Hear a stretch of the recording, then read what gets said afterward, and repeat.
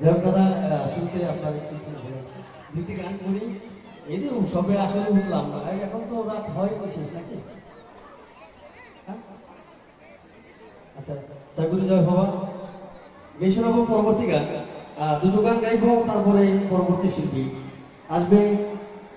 ডলিদি মঞ্চে শুনবেন তার কণ্ঠে গান আর নাচতে পারে ভালো গাইতে পারে ভালো আমি তো নাচতে পারি না বাবা আমি শুধু কষ্ট করে গান শোনানোর চেষ্টা রাখি চল